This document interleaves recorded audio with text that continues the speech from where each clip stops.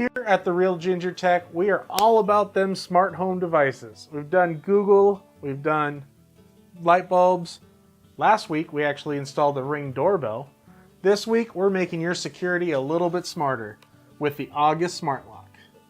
And in today's video, we're gonna unbox, see what this comes with, get it installed, and then go over some of the features.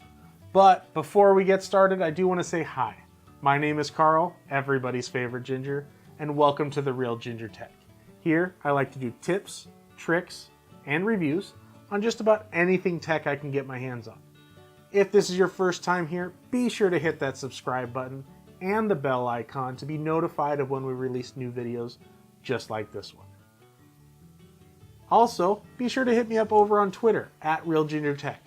You could share some tech stories, have some fun. So let's get started. The August Smart Lock. The ability to control your lock without having to get off your couch. It's great, right?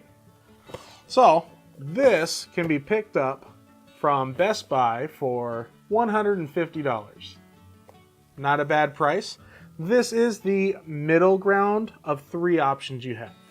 The first one option is the lower end, which gives you just a lock that is controlled via Bluetooth. There's this one here that is the lock and a hub that you need in order to control it through your smart devices. And then the third one is an upgraded version of this that also has the Z-Wave capability. So depending on what you have going on, there's an option for everybody. Also, adding to this lock, you can buy just that standalone lock and utilize this hub if you have more deadbolts in the house than just one. So let's get started. In the second box, because we can't ever just have one box anymore, it's got to have a sleeve and a box. Get a couple things here. Got a to begin setup, download the August app. Thanks, August. I didn't know what I was going to do without that app.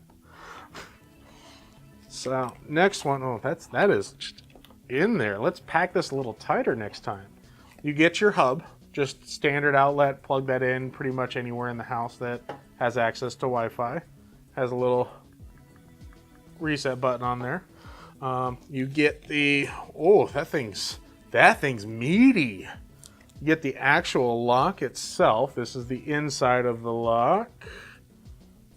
Yeah, that should be the inside of the lock. You get the locking plate.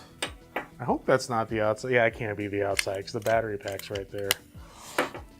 What else we got? A blue strip for, comes with painter's tape. About 17 more of these and I can trim off a door to paint. We also have in here, what is this? I have no idea what that is. We're gonna find out. Apparently I might actually have to read the instructions this time. We'll see. And it keeps on going. And there's also more stuff. I should have done more research apparently. We interrupt your regularly scheduled Ginger Tech with an update. Carl is an idiot. This is the wall plate that the lock will attach to. This is what gets installed. This will just slide over when we're done installing. The blue painter's tape is so that the lock on the outside, the exterior lock, doesn't fall off while we're doing all the changes. These two pieces are for the door sense so that the lock will know whether the door is open or closed. We're going to be going with the flush mount option. And these are adapters depending on what your existing lock is. Because we're using your existing lock, the tailstock on them are a little bit different. This will allow it to work with any of them. We now return you to your regularly scheduled Ginger Tech. All right, now let's do some install. So this, yeah, that's gotta go. We obviously just need to take off the inside of the lock because that's all this is replacing. The outside is going to stay the same. Pretty simple and straightforward removal process. I'll let him find that with his foot later. Or my foot, I don't know, we'll see. And there is some wiring here, another screw on the ground. that. The antenna, get rid of all these pieces here. Everything should come unplugged. That might be an issue. We're gonna find out. See if there's enough space back there. And actually, with this lock, there are 2 sets of screws you need to remove. The one for the main mounting, or the main piece there. And then these 2 are actually what you'd see standard on any regular deadbolt. Nice long screws. Hopefully this all works out. Man, I'm glad we have that tape on the other side, because I don't know who would be holding that right now. You got the camera, I got the screwdriver. Just anarchy. Installation at this point should be pretty simple. Just feed the screws right back through there, ones that come with your existing lock. All right, so we got everything tightened up here, and now installing the matching key set. You actually want to make sure the smooth side is going into the door itself. You do want to make sure it's lined up, and then all you got to do at this point, making sure it's in the unlocked position and the door is unlocked, slide it into place all the way back, close both clasp, and now should be able to unlock and lock the door. So we're going to move on to setup after we pull the plastic clip right out of there. Now we have power, little beep there. All right, so we almost forgot one thing here before we wrapped up, and that's installing the little sensor that allows you to tell if your door is shut or not. And with this, you do need a 5/8 inch drill bit not supplied by them. And all you got to do is mount it within 1.5 inches of the bottom of your strike plate here. Pretty simple, straightforward. We already marked it out. All right, so holes drilled. In all theory, this should just kind of snap right in there. That's pretty slick. All right, so back in the office here, we went through the setup process. All we had to do is download the August app on your phone, sign up for their account like you do with pretty much any other smart home device. Name, email address, phone number, stuff like that. Once we got that set up, it was a matter of connecting it to the Google Home. And with that, it does ask for a 1 to 6 digit PIN number. And that's used for when you're unlocking the lock itself.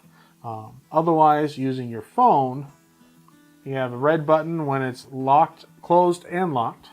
And then all you have to do is press that. It goes green, and that's actually showing that it's unlocked. And if we opened it right now, even if it was just slightly ajar, it would have a yellow kind of broken circle around there showing that there was a problem. And that's due to that small sensor we installed in the door jamb itself. So pretty handy. Nice to be able to just control with your phone. This is Justin's house that it's installed in, so now I have an easier time accessing it.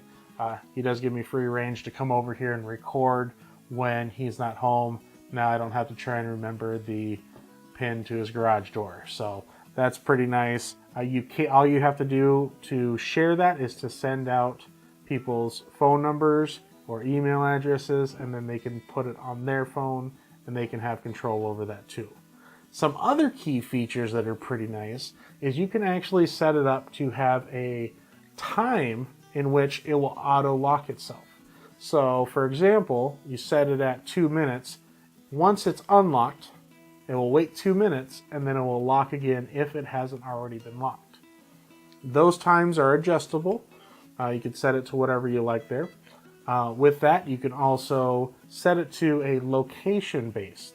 So you could set up your phone that if you're within a certain radius, the GPS will pick it up and trigger your lock to unlock itself when you get home from work. Pretty slick, especially if you don't have an attached garage, or even if you did have an attached garage, you get one of these on the garage side and you can have it unlock one but leave the other locked. Also, another nice thing you can do is actually add this to your routines of your Google Home devices or with your Google Home on your phone. If you're not sure how routines work, check out one of my other videos here. It's nice because you could have it set up to where every night at a certain time it auto locks if you know you're going to bed and you may be forgetful to lock that. Pretty simple and straightforward if you don't have that automated timer. Even if you did, it's just another way to reiterate that it is locked. So, but yeah, I think that's a pretty slick device. We're going to kind of see how that goes, and if there's anything that changes about that, I'll be sure to update you guys.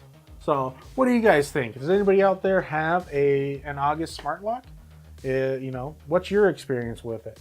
I'd like to know that. Leave a comment down below or hit me up over on Twitter at RealGingerTech. Either way, just let me know what you think. If you don't have one, is that something you're interested in getting in? Do you have a different brand smart lock that maybe we should look into? Like I said, leave me a link. Anyways, if you like this video, be sure to hit the like button. If you didn't, go ahead and hit that dislike button. I'm okay with that. Just let me know what you didn't like about it so I can do something different next time.